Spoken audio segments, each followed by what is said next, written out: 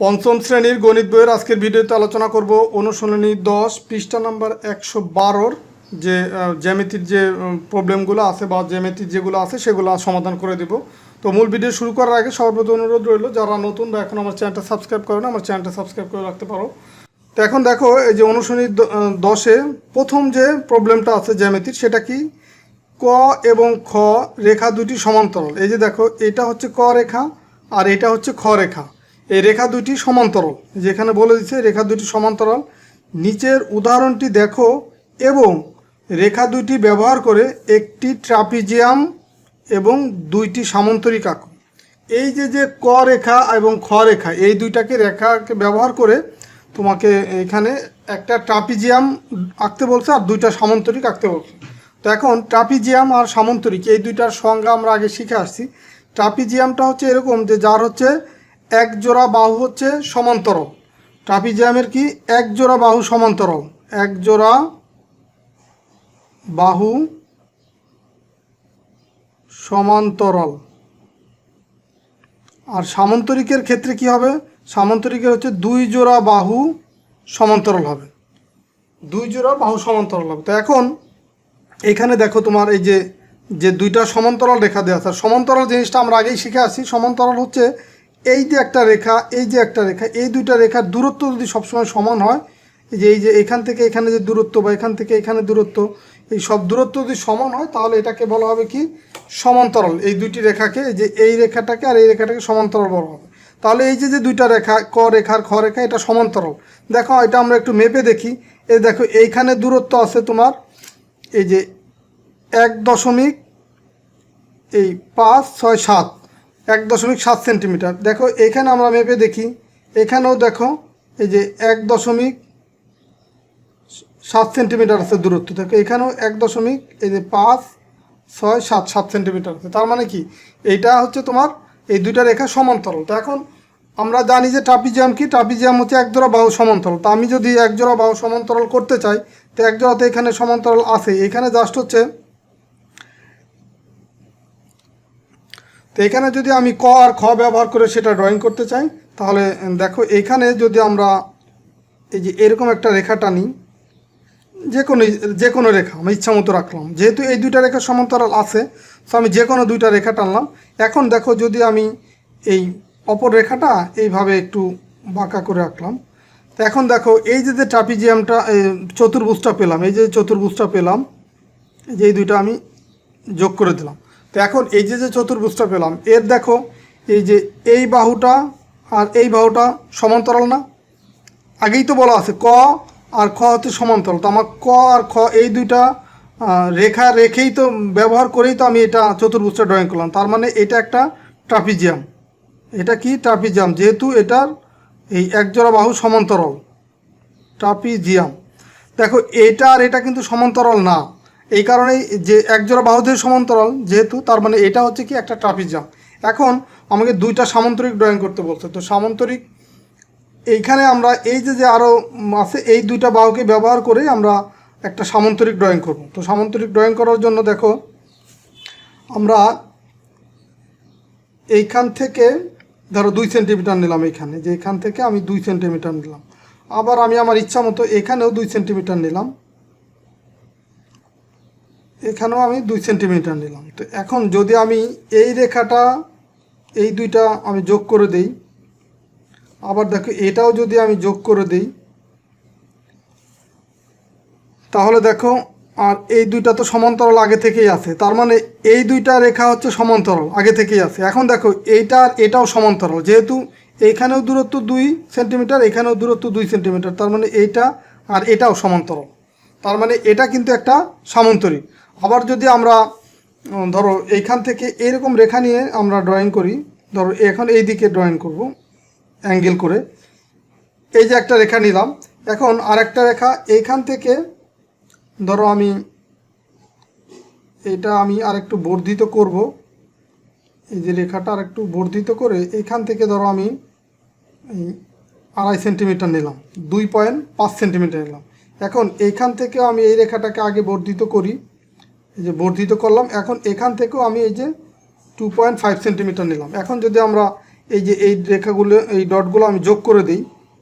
দেখো এখন তাহলে এই যে আমরা একটা চতুর্ভুজ পেলাম, এই যে এটাকে যদি আমরা নাম্বারিং করি, ধরো এ বি সি ডি, এই যে চতুর্ভুজ পেলাম, এখানে A B Rekha R CD রেখা সমান্তরাল, আর এসি রেখা আর বিডি রেখা সমান্তরাল। তার মানে এইটাও একটা সামান্তরিক। এটাকে আমরা ধরো এক্স ধরলাম, এক্স একটা সামান্তরিক, আর এটাকে ধরলাম ওয়াই, এটা হচ্ছে আর একটা সামান্তরিক, আর এটা হচ্ছে একটা ট্রাপিজিয়াম। তো আমরা ডেফিনেশন বা সংজ্ঞা থেকে জানি যে তোমার ট্রাপিজিয়াম হওয়ার জন্য একজোড়া বাহু সমান্তরাল অবশ্যই ড্রয়িং করতে হবে, আর হচ্ছে সামান্তরিক হওয়ার জন্য তার দুই জোড়া বাহু সমান্তরাল হতে হবে। তাহলে আমরা এই দুইটা রেখা ব্যবহার করে, সমান্তরাল এই দুইটা রেখা ব্যবহার করে ট্রাপিজিয়াম এবং সমান্তরাল কীভাবে আঁকতে হয় সেটা শিখে ফেললাম। তো এরপরে দেখো নিচের যে প্রবলেমটা আছে, ডান পাশের চিত্রের সামান্তরিকের বাহুগুলোর দৈর্ঘ্য এবং কোণগুলো পরিমাপ করো। তো এখন দেখো এইখানে এই যে একটা সামান্তরিক দেওয়া আছে, এই সামান্তরিকের তোমার হচ্ছে যে চারটা বাহু আছে, এই চারটা বাহুর দৈর্ঘ্য এবং কোণগুলো পরিমাপ করতে হবে। তো আমরা সামান্তরিকের ক্ষেত্রে জানি যে বিপরীত বাহুর দৈর্ঘ্যগুলো সমান। তার মানে এই খ আর গ এই বাহু, এটা যেহেতু সামান্তরিক, এটার বিপরীত বাহু হচ্ছে ক আর ঘ, তার মানে এটা সমান এটা হবে। তার মানে এটা আছে 6 সেন্টিমিটার, এটাও 6 সেন্টিমিটার হবে। আবার ক আর খ এই বাহুটা সমান হবে এই বাহুটা, তার মানে এটা 4 সেন্টিমিটার আছে, তার মানে এটাও এই গ আর ঘ এটাও 4 সেন্টিমিটার হবে। তো এখন দেখো এখানে ক আর ঘ এটা বের করতে বলছে, ক আর ঘ। তা ক আর ঘ কত এখানে দিয়ে বের করলাম, আমরা দেখলাম 6 সেন্টিমিটার, তো এখানে লিখবো কত 6 সেন্টিমিটার। আবার গ আর ঘ এটা কত আমরা পেলাম সামান্তরিকের নিয়ম অনুসারে, এটাও পেলাম, যেহেতু এটা সমান তার মানে এটা পেলাম হতো কত 4 সেন্টিমিটার। এরপরে তোমাকে দেখো এখানে ঘর যে অ্যাঙ্গেল বা কোণের পরিমাণ সেটা বের করতে বলছে। তো সামান্তরিকের ক্ষেত্রে আমরা জানি যে বিপরীত কোণগুলো হচ্ছে সমান। তার মানে এইটা হচ্ছে, এই খ কোণটা হচ্ছে 70 ডিগ্রি, এইটার বিপরীত কোণ হবে এইটা, তার মানে এটাও কত হবে 70 ডিগ্রি হবে। তার মানে এই ঘ কোণটা হবে কত 70 ডিগ্রি। দেখো এখানে তোমার এই খ কোণের পরিমাণ দেওয়া আছে কত 70 ডিগ্রি। তো এখন এইখানে বের করতে বলছে ক কোণের পরিমাণ। আমরা তো এটার বিপরীত কোণ আমরা বের করলাম, এখন হচ্ছে এইটার থেকে আমরা এটা বের করব, অথবা এটা থেকে এটা বের করব। তাহলে দেখো এই রেখাটাকে যদি আমরা চিন্তা করি, তাহলে এই কোণ আর এই কোণ এটা দুইটা হচ্ছে সন্নিহিত কোণ, অথবা এই দুইটাকে যদি চিন্তা করি, এইটা আর এটা হচ্ছে সন্নিহিত কোণ। তো দুইটা সন্নিহিত কোণের যোগফল হয় কত 180 ডিগ্রি। তা আমরা যদি ধরো এই রেখাটার কথাই চিন্তা করি, তাহলে যেহেতু তোমার দুইটা এই কোণ আর এই কোণের যোগফল হচ্ছে 180 ডিগ্রি হবে, যেহেতু দুইটা সন্নিহিত কোণ। তো একটা কোণ যেহেতু 70 ডিগ্রি দেওয়া আছে, তাহলে এই ক কোণের পরিমাণ হবে কত 180 হচ্ছে দুইটার যোগফল। তো 180 মাইনাস হচ্ছে 70 বা বিয়োগ হচ্ছে 70 যদি করি, তাহলে যেটা পাবো সেটাই হচ্ছে ক কোণের পরিমাণ। তো 180 থেকে যদি তোমার 70 বিয়োগ করি, তার মানে পাবো হচ্ছে 110 ডিগ্রি। তার মানে এই ক কোণের পরিমাণ হচ্ছে কত 110 ডিগ্রি, 110 ডিগ্রি, 110 ডিগ্রি। তো এটাই হচ্ছে তোমার এটার উত্তর। তো এরপরে দেখো 3 নাম্বার যে প্রবলেমগুলো আছে সেটা এখন দেখি, যে নিচের চিত্রে চতুর্ভুজের কর্ণগুলি দেয়া আছে, চতুর্ভুজগুলো আঁকো এবং কোনটি কোন ধরনের চতুর্ভুজ তা লিখো। এখানে দেখো এই 4টা চতুর্ভুজের তোমার কর্ণ দেয়া আছে। চতুর্ভুজ কি? চতুর্ভুজ হচ্ছে যেখানে 4টা বাহু থাকবে। ধরো এইটা একটা বাহু, এটা একটা বাহু, এটা একটা বাহু, এটা একটা বাহু, এটা হচ্ছে কি একটা চতুর্ভুজ। তো চতুর্ভুজের কর্ণ বলতে কি বোঝায়, এইটা আর এটা যদি আমরা যোগ করি, বিপরীত শীর্ষবিন্দুগুলো যদি আমরা যোগ করি, তাহলে সেটা হচ্ছে কর্ণ। তার মানে এই দুটো হচ্ছে কর্ণ। এখন এই কর্ণগুলাই এইটার ক্ষেত্রে দেওয়া আছে, এই 4টা চতুর্ভুজের ক্ষেত্রে এই কর্ণগুলো দেওয়া আছে। এখন এখানে বলছে যে এই কর্ণগুলো থেকে চতুর্ভুজটা আঁকতে হবে। তার মানে এই পয়েন্ট আর এই পয়েন্ট যোগ করতে হবে, এইটা আর এই পয়েন্ট যোগ করতে হবে, এই পয়েন্ট আর এই পয়েন্ট যোগ করবে, এই পয়েন্ট আর এই পয়েন্ট যোগ করবে, তাহলে দেখো আমরা একটা চতুর্ভুজ পাবো। তো সেটা আমরা যোগ করে ফেলি। এখানে দেখো যে এই দুইটা পয়েন্ট আমরা যোগ করলাম, তারপর হচ্ছে এই দুইটা পয়েন্টও আমরা যোগ করলাম, আবার এই দুইটা পয়েন্ট যোগ করলাম,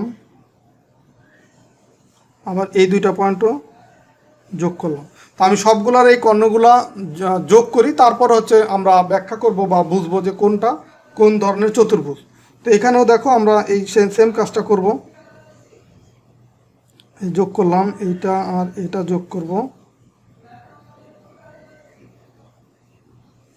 এখন হচ্ছে এই সাইডটা যোগ করব।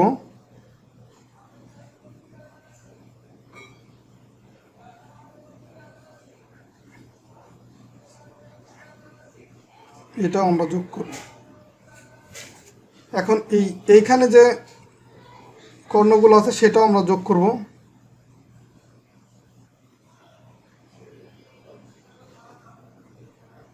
দেখো সবগুলো যোগ করে তারপরে আমি তোমাদেরকে ব্যাখ্যা করতেছি যে কোনটা কী ধরনের চতুর্ভুজ।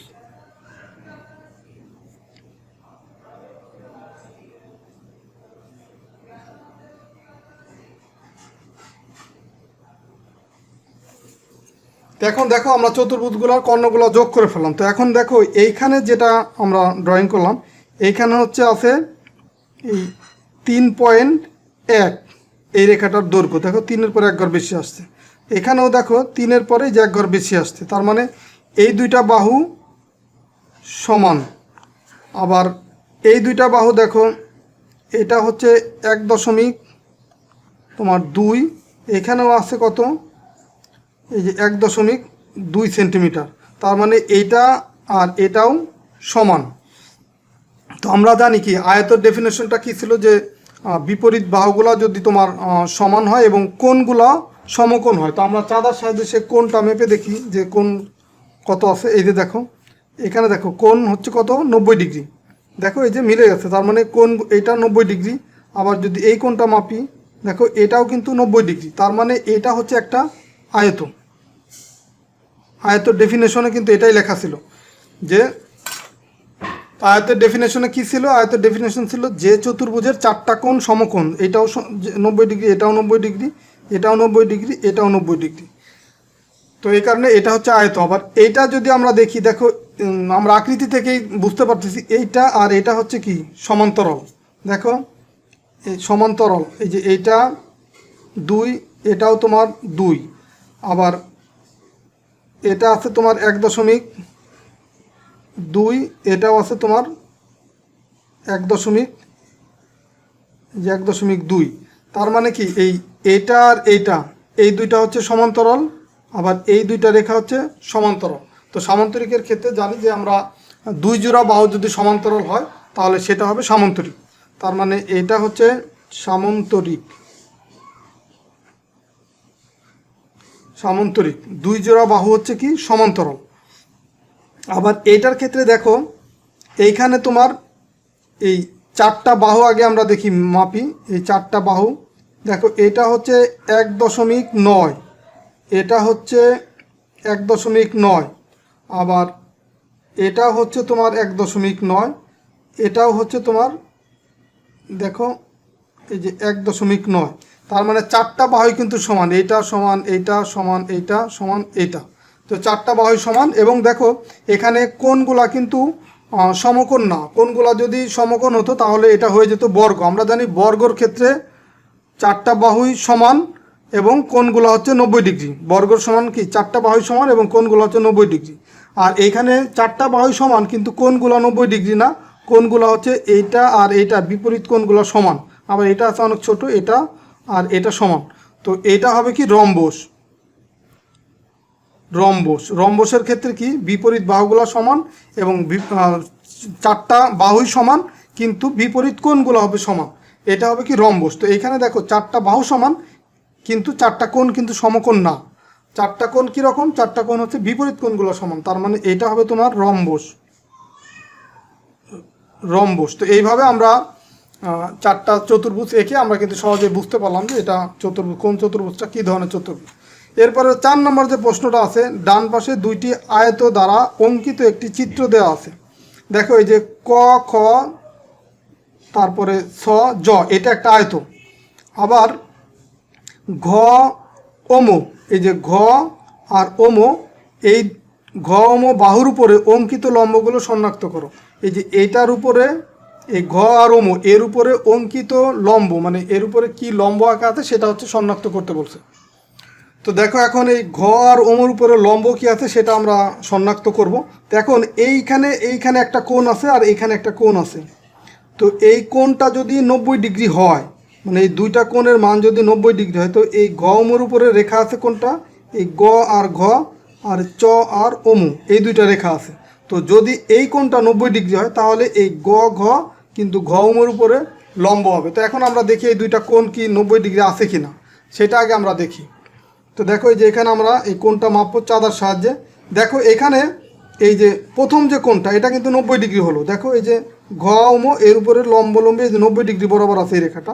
আবার এই রেখাটাও যদি আমরা মাপি, দেখো এটাও কিন্তু তোমার এই ঘ উম এর উপরে 90 ডিগ্রি অ্যাঙ্গেলেই আছে বা 90 ডিগ্রি অ্যাঙ্গেলে আছে। তার মানে আমরা দেখলাম যে এখানে তোমার এই দুইটা কোণ যেটা গ